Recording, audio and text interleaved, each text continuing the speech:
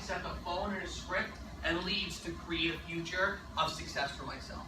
But I saw that as a tremendous opportunity because I couldn't believe that, hey, I have a phone, I have a list, and I can make money. Somehow I can turn this into wealth creation, income, change the life that I was used to living, and bring me to a different life that I wanted to be at. So I looked at this phone as an absolute cash machine. Every single dial I've ever made, I look at it as spitting out $20 bills. Because maybe it takes 10 appointments for 2 closes, and maybe it takes 100 calls for 10 appointments, but every single time you make a dial, if you're in this business and you are telemarketing and setting meetings, it's like spitting out money at you. But it's a high volume, high focused, high prepared process.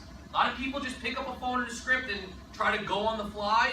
This is a science. It's just like a sport, basketball, baseball, football. You don't just go and put on a football uniform and go against guys like Nick and get crushed, right? You don't just go stand out there and wait, right? You have to prepare, you have to train, and you have to look at this as an absolute science. I love what you said earlier about an overpaid appointment setter. I think that's an awesome, awesome title because the reality is nobody here is a financial planner, nobody here is an advisor. All we are activity managers, creating activity and creating appointments. Because if you don't have any appointments, you don't sell anything to anybody, and you do nothing.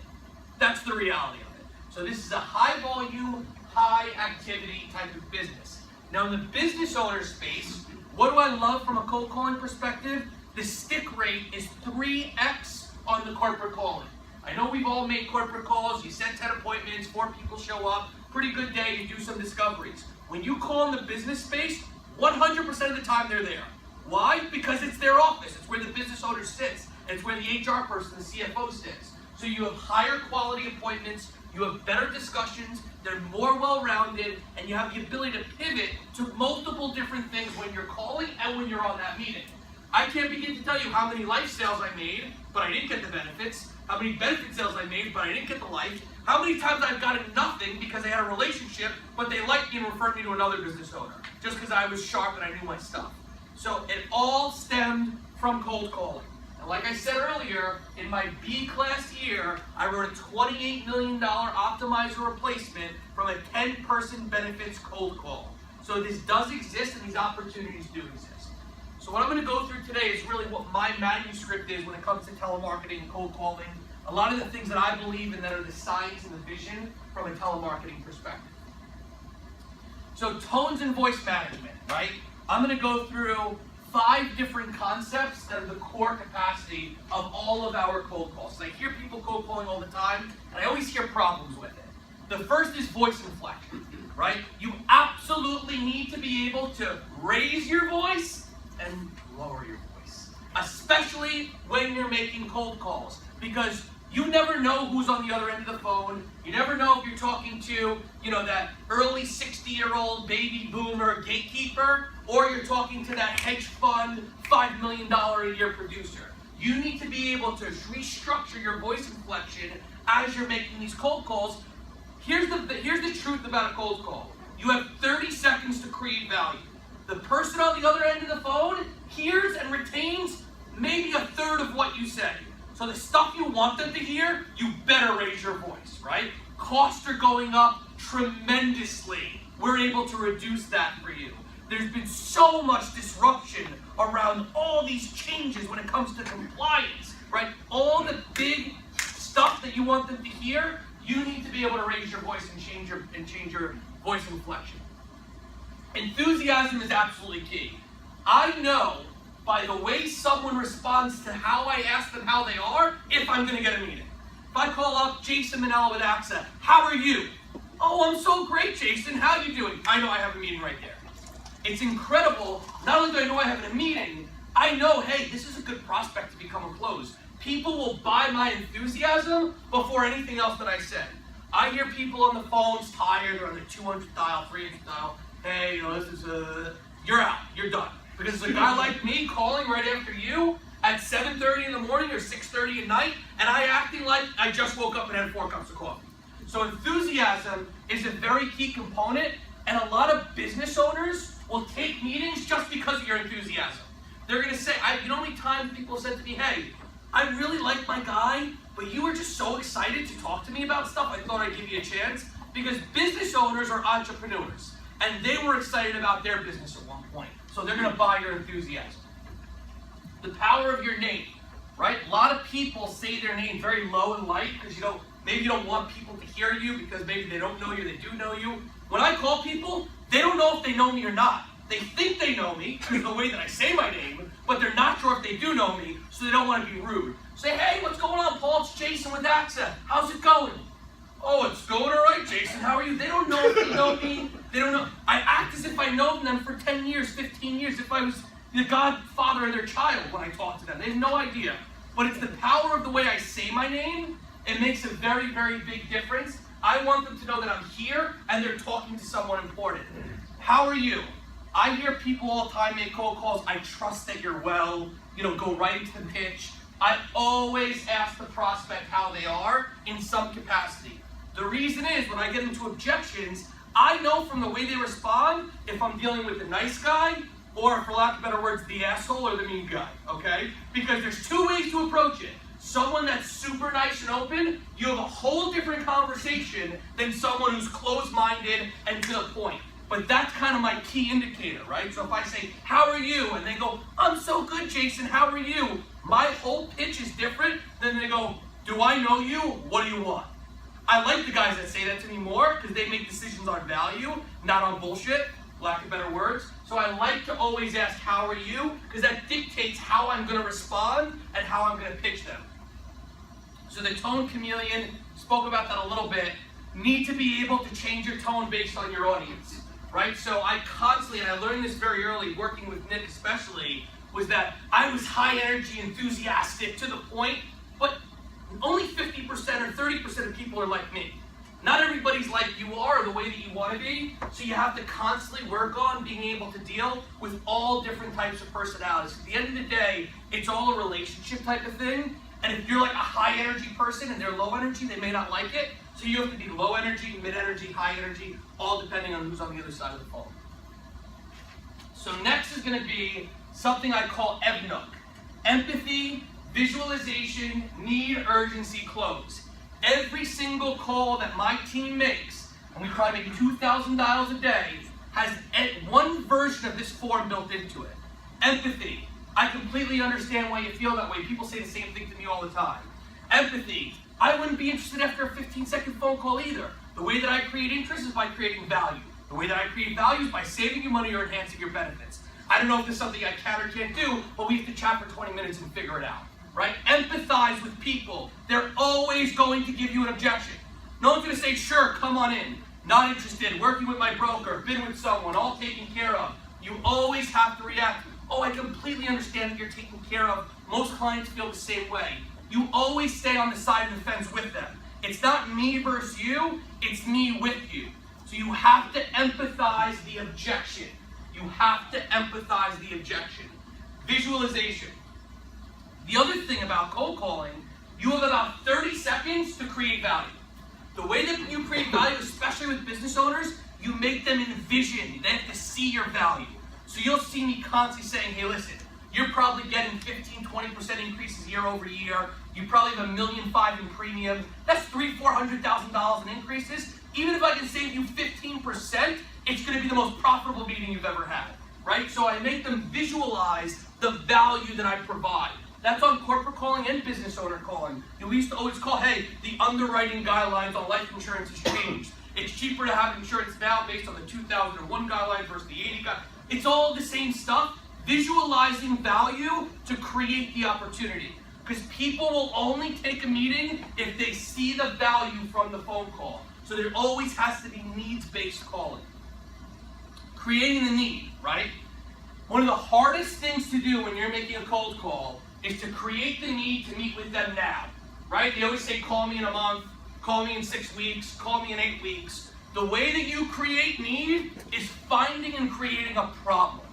So part of this call always needs to be, you're overpaying for this. You're getting not enough value for this. There's tons of disruption because of technology or ACA. You have to create the need today, because if you don't, it's going to be the knee-jerk reaction. Their knee-jerk reaction is, oh, call me in a month. call me in a few weeks. The only way you avoid that is by creating the need during that 30-second phone call. Then there's urgency, right? I always create urgency for my appointments. I never ask someone, I've never in my career said, hey, do you want to have a meeting with me? I never have a closed-ended yes or no question. It's, hey, I have tons of clients in that building. I'm doing a renewal with one of my larger clients Tuesday morning. I'm seeing another client Thursday afternoon. I'm free at 1 or 3. Which time works better for you? I don't even ask for a meeting. I've never asked for a meeting. I've never said, will you meet with me? Because what's their reaction going to be? No, I'm busy. Right? It's like people have it programmed not to talk to strangers. So you have to put it in their head that you're busier than them, and that if you can fit them into your schedule, that's of value and they should take the meeting. So that's the way that you create the urgency is, hey, I see you're located here. Are you still in this office? Yes. Oh, it's great. I'm going to be in that area in Edison next Tuesday, next Thursday. When can I, I'm free 1 o'clock Tuesday, 4 o'clock Thursday. Which time's better for you? And then I let them give me the objection. I wait for the objection and I embrace the objection. Then we're going to go to the close. You always have to be closing, especially on a cold call. I ask for a meeting 5 times before they say yes. Most people will hang up. I'm not interested. Okay, thanks. Hang up the phone. Never. They hang up on me or they take an appointment with me. One of those two things happen. And it's the reality of it. They hang up on me or they take an appointment because all their objections are BS. It's all bullshit. It's all not real. It's all fictitious. It's all what they're programmed to do. So every time I get an objection, I give them a rebuttal and I close. Rebuttal, close. Rebuttal, close. Oh, I just renewed the plan. It's interesting. What kind of renewal did you have? What was the increase? 15%. How'd you do enrollment? Oh, it was all paper. I said, so you're paying more in premium, you're spending more time administratively. Now, I can't create value over a 30-second phone call. The way that I create value is saving you money and enhancing your process. I don't know if you're the right client for me or if I'm the right consultant for you. But in order to better understand that, we need to sit down and meet with each other. I'll be there Monday at 1, Thursday at 4. Which time works best? I'm already currently working with someone. Objection 2. I don't want to undo the good work of another broker or tarnish your relationship. But a lot of our conversations can help complement what you've already done. And I think it's fair to say not one consultant has a corner of good ideas when it comes to saving you money. Now, I don't know if I can help you or if you're the right client for me, but to really get a better grasp, we have to sit down and chat for a half hour. I'll be there Monday at 1 or Thursday at 4. Oh, you know what? I'm going to be traveling. I'm kind of busy this time of year. I'll deal with the objection again. Understand you're busy. We're super busy here as well. All the changes with ACA and the reporting stuff, we are so swamped. It's going to be hard for me to see it 4 or 5 weeks out, and I really need to understand if you can fit you into our process. And like I said, the first meeting's 15, 20 minutes. If I bore you within the 5 minutes, you can kick me out. All we need is a chance to sit, and I'm sure it'll be worth your time. Is Tuesday good or Thursday better? Every single time that I deal with a rebuttal, I'm closing. Every single time. And the great cases are the ones that I had to deal with 5 objections. Because they're the ones that no one else was able to get a meeting with. So that's the value of the close. You ask for it 4 or 5 times, you never hang up the phone. You should be the one getting hung up on. That's the reality of it. So greed and fear, okay?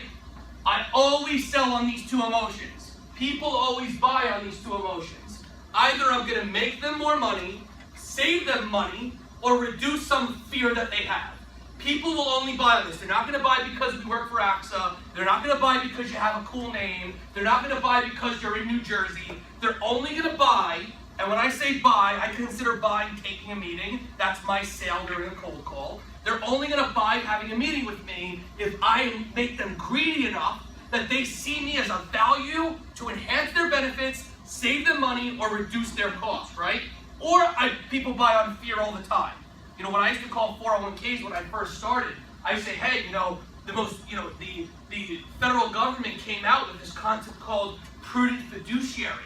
Now, most employers are not prudent fiduciaries because they have high fees, lack of proactive investment advice, and hidden costs. Now, you can be liable if your employees don't have good return in their 401k, and they can sue you. When's the last time you've done independent benchmarking? That was a fear pitch. The other one is ACA is changing every day. Employers have more risk than they've ever had before and have no idea what they're dealing with. Here at AXA, we specialize in consulting with middle market employers on how to reduce liability, reduce cost, and enhance benefits. When do the companies plan renew? So I'm always selling on either greed or fear, and I'm dealing with rebuttals with greed or fear. I say to people all the time, I'm like, listen, if I can even save you conceptually 10%, let's say that I could. I don't know if I could, I don't know if I can. You're paying $1 million in premium. You give me 30 minutes of your time, it could equal $100,000 in your pocket. Why would it not be worth your time? All I'm asking for is an opportunity. That's the greed close. The other one is when people say, I've been with my broker for a long time, I'm all taken care of. I said, listen, not doing due diligence is the biggest mistake that you could ever make. Not being open to what else is out there is the way that everybody gets in trouble, and it's like the, oh, I should have done it differently concept. When's the last time you've done an independent benchmark review on this piece or that piece? Jason, you're able to speak to the premium rebuttal because you checked the 5,500, right? Yes, yes. That's really important. So I'm going to go through that when we go to leads and lead management. One of the nice things about calling the business owner space, we have the 5,500s through our agency that tell us their current broker, their renewal, their carriers, their increase, their commissions. I actually do a lot of data mining where I'll target certain brokers. I love going against Willis, Aon, Mercer, Hub, the big players when I go small stream because they never service their clients. I'll target when I see high commissions. I'll see 15, 20% commissions in ancillary. I'll pitch against that. I use a lot of data to my advantage when I'm calling the prospect. I don't tell them I know this, but I ask them questions that I already know the answer to pivot and position them to create the value to take a meeting. So they think I'm a genius. Or I'll say, hey, I know your renewal's coming up, October 1st, and you're with Guardian. Remember we spoke a few months back? I never spoke to them, but the fact that I know that information, they're like, oh yeah, I remember we chatted. I get a lot of these calls. So when you have the data and you're able to tell them things about their current plan, they're a lot more open to taking a meeting. But the real core here, and this is on the individual and the business owner side, when you're doing these cold calls, you have to create greed or fear. You have to tap into one of those emotions. If you tap into that emotion, that creates a quality appointment. Because the other thing you don't want is wood. You don't want wood fluff appointments. A lot of people say, hey, I want to come by and have a cup of coffee and chat for 15 minutes. That's going to be a waste of everybody's time. You want appointments that are quality. You want to know information about the prospect. You want to know, what are they buying on? Greed? Are they buying on fear? What's their need? Ask the question. Okay? So that's the greed and fear piece. The law of numbers. Okay? This is what I think is so important.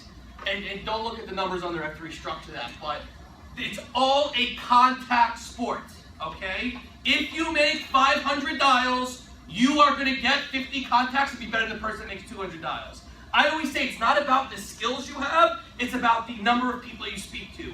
Because if you're the worst cold caller in the world, but you make twice the calls, the guy twice as good as you, guess what? You have the same amount of meetings. And what you're going to learn is that this is a business of small numbers, right? I probably run 20 to 25 appointments a week. I'm probably seeing 80 to 100 business owners a month. If I close 4 accounts a month, I am absolutely crushing it.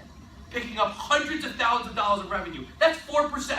It's a high volume model, but it's all about number of contacts, number of hits, number of dials. So you have to be dialing that phone non-stop, and you need to get into a rhythm. Because like baseball, on a baseball team, 1 hit, 2 hits, it becomes electric. All of a sudden you get 1 meeting, 2 meetings. By the end of the day you have 5 meetings and you're just on fire. Because once you start to build that confidence, that all comes to fruition to create the amount of closes that you get. Now, I would propose that if you're going to get into this, you need to carve out 1 or 2 full days, and you need to be making those $300 to $400 a day. You absolutely have to be, because this is a practice sport. Just like if you were working on a jump shot, you would not just shoot the ball 10 times and say, I'm done training. No, you would shoot it 500 times, 1,000 times. This is the same exact thing. However, the practice makes perfect in this even more so because you learn not to be able to have to deal with any objections. You always have a rebuttal. So this is going to be the law of numbers again. Consistency, like I said, big part of cold calling is having a consistent process. Because a lot of times, you will get a real objection. Hey, I can't meet that week, I'm traveling. Or, hey, my renewal's in 7 months. You have to take great notes and have good data. So I always have cold leads, warm leads, and super hot leads. The warm leads are the business owner I spoke to 6 months ago who said, hey, we looked at it, I don't think we're in the best thing, but now is not the right time. I call my super hot leads first, my warm leads second, and my cold leads third. But it's consistency. Every Tuesday, every Thursday, nonstop, I'm on the phone setting the meetings, setting the calls. So I always have process built in. The difference between good and great. I think this is very important also. It's very similar to baseball or business. What does somebody that bats 200 a year get paid for somebody that bats 300 a year? It's a huge change, right? Millions compared to hundreds of thousands. It's the same thing in this business, right? If you could just increase the amount of meetings you set by 30, 40, 50%, within 18 months, guess what? Your income will increase 30, 40, 50%. You don't have to be the best closer in the world to be rich. I know a lot of guys that make $1 million a year that are really not that good at closing, but they're great at creating activity. So at the end of the day, it's all about maximum activity. That's what gets you to a different level. Embrace rejection. I'll go to the trading after. I love rejection. I tell everybody I work with to embrace rejection. If people don't tell me no, people don't tell me yes. Every time I'm told no, it's 1/8 of my close. I need rejection. I smile at rejection. I love getting hung up on. Third person hangs up on me. Fourth person hangs up on me. I'm itching because I know I'm so close to that meeting. So you have to understand that this business is all about rejection. It's having no ego, no emotion. They do not know you. They don't care how you look. They don't care what you did. They're maybe having a bad day. They hung up on you. It's on to the next one. They are just another number in your phone to make a dial to. You have to embrace rejection. You need to love rejection. You need to take it in, understand rejection, because even if you're the best, I can sit here and make $300 with you. I will guarantee you 50% of the people will say, I'm not interested, don't call me again, click. They're all going to tell me the same shit every single time. And every single time, I embrace it and I enjoy it because it makes me that much closer to a yes. So if you're going to get into the cold calling space, you need to be ready to get hung up on. You need to be ready to be told, don't call me back. You know, I don't want you calling me anymore. It's all the same story. But you have to embrace rejection and realize if they don't hang up on you, they're not going to say yes at some point. Now I'm going to go through the objection cycle because objections are very, very, very important, okay? Always expect an objection. No one is going to take a call and say, sure, come on in, review everything. Doesn't happen. That's not the real world. They're always going to give you a reason why not. Now you, whatever you call on, whether it's small business, corporate, it doesn't matter. You need to have a book built of the top 5 objections you're going to get, and you need 3 rebuttals for every single objection. Because over time, the objections are all the same. I'm working with someone, it's all taken care of, I'm really not interested, I'm super busy. The same exact objections, any line item that you're calling on, you need to know how to embrace objection and hit them with a rebuttal and a close. Embrace objection, rebuttal, close. Objection, rebuttal, close. It's got to be in your head like a machine. And it's interesting, every time I get an objection now with my guys watching me, my rebuttal is the same every single time. I literally say nothing different. If they say I'm already working with someone, I don't want to tarnish that relationship or undo the good work of another advisor or consultant, but it's fair to say no one has a corner of good ideas when it comes to saving you money. Wouldn't you agree? Oh yeah, I guess that makes sense. Well, let's meet. It's Tuesday good, Thursday better. It's the same rebuttals to every single objection, but it's just like a sport, right? It's just like any sport. It's like football, right? You know the plays, you know the playbook, you do it 100 times, you know how to react to things. Bridge statement. Bridge statements are very, very important. Nobody really knows what a bridge statement is. You're going to get questions that you don't know the answer to. I still get questions that I don't know the answer to. Especially if you're going to start cold calling, they're going to hit you with something, you're not going to know how to respond. What's a bridge statement? It's called like an oh shit statement, I call it, where I don't have the answer, but I need to think of something good to say, but I have to buy myself time. So a great bridge statement would be, oh, that's a great question. I am so glad that you asked. People ask me that all the time. I just bought myself 15 seconds to think about what the hell am I going to say next, right? Or another bridge statement would be, oh, you know what? That's interesting that you bring that up. A lot of people are talking about that. Tell me more a little bit about what you meant, right? That's another great bridge statement. I don't know what they're talking about half the time, but I just want them to keep talking so I can figure out how to respond. Another great bridge statement that I love, that I learned from Ferd Ruplin, is how do you mean? It's the most unbelievable question I ever asked. They say something to me, and I say, how do you mean exactly? They don't know what the hell I mean. I'm curious what the hell they mean, right? We're all confused. They're confused with my question, but they start giving me more information. I said, well, how do you mean by that? How do you mean by that is a great question. And they'll start telling me, well, I kind of thought I meant this, but it doesn't matter what they mean. I had no idea what to say. So I did like the porcupine. I threw it back and said, how do you mean exactly? So that's like a great question when you try to deal with the bridge statement. But I'm telling you, these things, they work. I mean, you ask somebody, how do you mean? If I asked Nick, how do you mean by that? He would be a little bit puzzled, but he would give me some type of answer. You wouldn't say that's a stupid question, would you? You would answer me. Probably. Understand and memorize your objection cycle, rebuttal book, approved script, complete memorization, right? If you do not have any rebuttals memorized, you have no chance in setting appointments. And if you don't set appointments, you have no chance of becoming successful. So if you are not armed and prepared to deal with objections, you literally have no chance to get meetings because every single call you make is going to have multiple levels of objections, okay?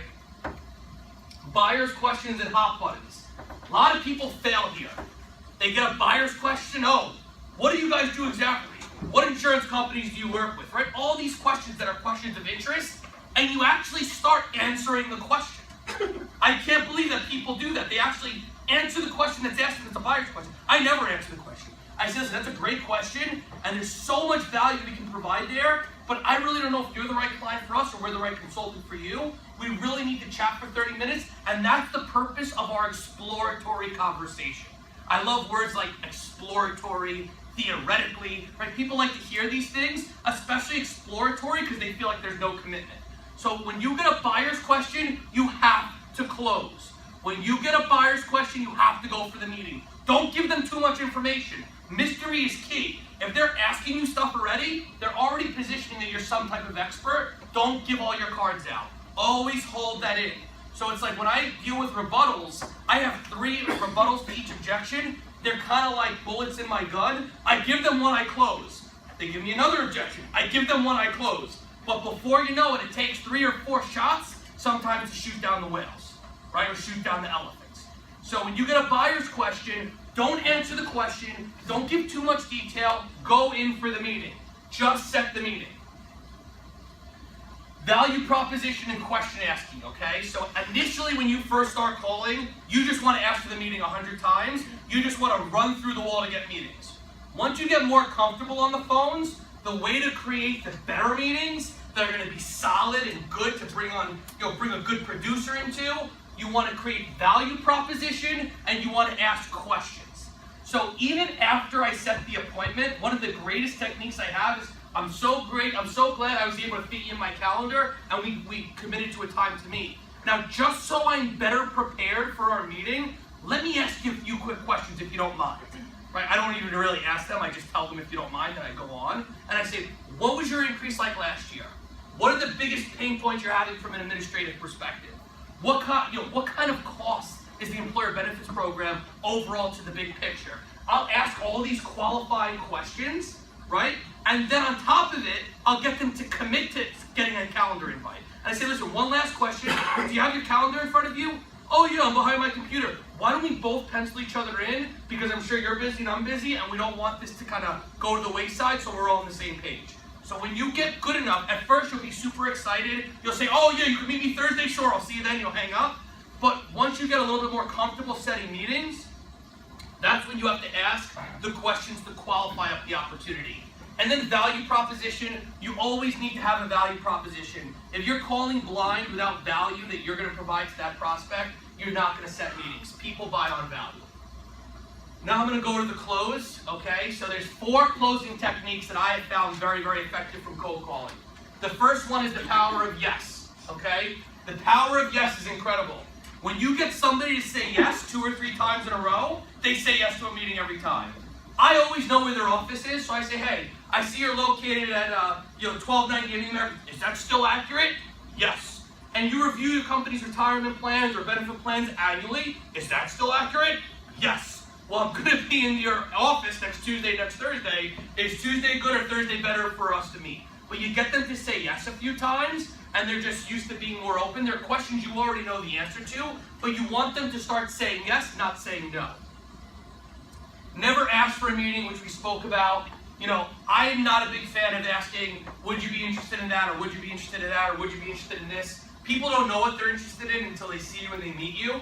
I'm a big believer of assuming the sale, assuming the close, and fitting them into my schedule. And again, at first I had no meetings in my schedule because I was 19 years old and had no business, but I had to act like I had meetings. Now I'm booked 3 weeks in advance, so I'm even better on the phones because I actually don't have time to meet with anybody. All right, there we go. Yeah. So I never ask for a meeting, I always ask which day is better. This is a really good technique too. Wouldn't that be fair, or wouldn't that be reasonable? People are programmed to be fair. Everybody wants to play fair and be fair. When you ask someone, hey, I think it's fair to say, no one has a corner of good ideas to saving you money, wouldn't you agree? Nobody's gonna deny that. It's a very basic question. Say, listen, why don't we schedule for 15, 20 minutes? If I don't create value in the first 5 minutes, you can kick me out. If I do start creating value, you can keep me there the whole 30 minutes. Don't you think that would be fair? Right, that question, don't you think that would be fair? How is it unfair? How is it not fair to give you 20 minutes of their time? So I always ask that question, is that fair? Is that reasonable? Sometimes I'll say, hey, you know what? You seem super busy. You can't fit me in next week. How about we do this? I'll take control. How about we do this? How about we pencil each other in for early April? I see that Wednesday the 3rd is good for me. I'm in New Jersey. That day works for you? Oh, it kind of works. Okay, awesome. Wouldn't it be fair that we schedule it out now and I'll call you a week before to confirm? If you're still busy, we can always move it. Wouldn't that be fair? People say yes to it all the time. So that's a nice technique too, is that when someone's truly busy, book it a month out, tell them you're gonna call them 2 weeks before to confirm, and if they're busy, they can always reschedule, they'll feel comfortable. When you call and confirm, they never reschedule. So that's a nice technique also. The put me in your calendar, very, very important piece. Too many meetings I've had in my life, especially when you do the corporate calling for the executives, where you go sit at a company, you wait there, nobody shows up, you're freaking drinking coffee by yourself all day, you're depressed, you're like, this is a disaster, right? The reason that happens is because you don't have them put you in their calendar. You are not confirming up the appointment. You're not creating the value of the appointment. So even when you get a meeting, you always have to say, hey, would it be fair that we put each other in each other's calendars? Because I'm sure we're both busy and I just want to make sure we're on the same page, right? So I always ask them, and they'll always say, okay, sure, let me pull my calendar up, let me put you in. It's such a simple thing, but it creates so much more of a consistent process because people will always see you then if you're in their calendar. So that's cold calling 101. I have multiple different scripts, 401k scripts, corporate calling scripts, benefit scripts.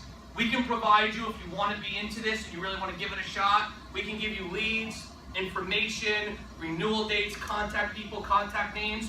New Jersey is an incredible market for cold calling. I cannot begin to tell you, I call in New York City, I can get meetings with 200, 300 person groups. I call in New Jersey, I get meetings 500, 700, 800 person groups. This market right now, the 50 to 400 space in New Jersey is such a tremendous opportunity. You have very weak competition. Everybody wants to be in the city. You have multiple different carriers out here. A lot of disruption with FMLA, state disability. So this is a tremendous market for you if you want to get into the business owner space. People will take meetings. It's just a matter of putting the work in. So with that, I guess, any questions? When you call the week before to confirm, what are you saying to confirm the appointment?